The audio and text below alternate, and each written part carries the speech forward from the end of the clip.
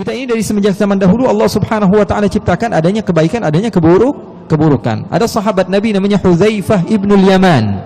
Siapa namanya? Hudzaifah ibnul Yaman.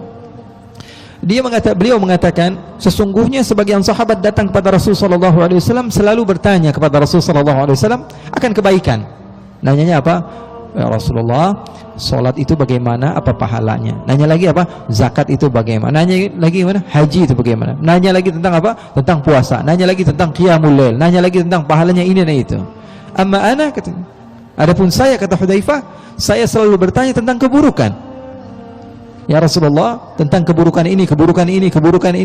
Katanya kalau semua orang datang kepada Rasul sallallahu alaihi wasallam bertanya tentang kebaikan, kalau saya tentang keburukan.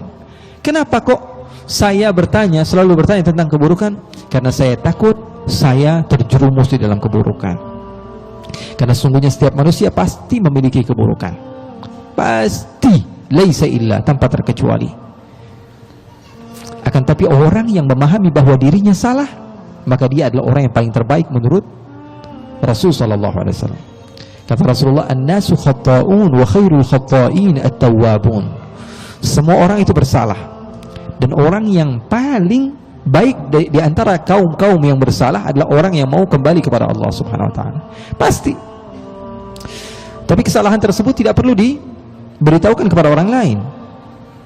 Dosa yang kamu lakukan ketika kamu sendiri atau ketika bersama orang lain, ketika kamu beritahukan kepada orang lain, maka dosa tersebut akan menjadi dosa yang lebih besar dibanding dosa yang kamu lakukan.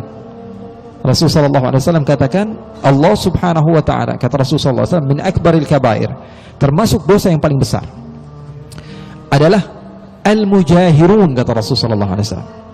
Sahabat bertanya, ya Rasulullah, apa itu al-mujahirun ya Rasulullah? Rasulullah SAW menjawab, al-mujahirun adalah orang yang bermaksiat kepada Allah Subhanahu wa ta'ala di malam hari, kemudian Allah tutupi maksiatnya, kemudian dia sendiri yang memberitahu kepada orang lain. Keesokan hari nggak ada yang tahu, hanya antara dia sama Allah. Tapi besok dia update status, ngasih tahu sama orang lain. Kalau semalam, malam minggu habis jalan sama pacarnya, ditaruh lagi fotonya. Dosanya kalau tidak ada yang tahu kecuali dia sama Allah Subhanahu wa taala, maka ketika dia meminta ampun kepada Allah, beristighfar kepada Allah Subhanahu wa taala, maka dosa tersebut akan dihapus oleh Allah Subhanahu wa taala, dihapus oleh Allah. Tapi gara-gara dia memberitahukan kepada orang lain, maka itu seakan-akan dia menghalalkan hal tersebut, maka itu yang menjadi dosa yang paling besar. Makanya pesan para ulama, walaupun kamu seorang istri, jangan pernah menceritakan kisah lama kamu kepada suami kamu. Walaupun kamu seorang suami, jangan sok-sok romantis gitu menceritakan masa lalu kamu, keburukan kamu, kejelekan kamu zaman dahulu kepada istri kamu. Karena tidak ada tempat curhat yang lebih baik kecuali Allah. Allah Maha menutupi.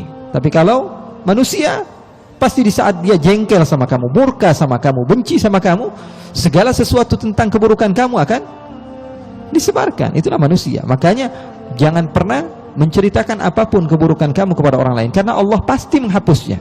Kalau kamu benar-benar meminta kepada Allah Subhanahu wa taala, pasti Allah menghapus dosa kamu, apapun itu. Jangankan dosa yang kecil, dosa yang besar sekalipun.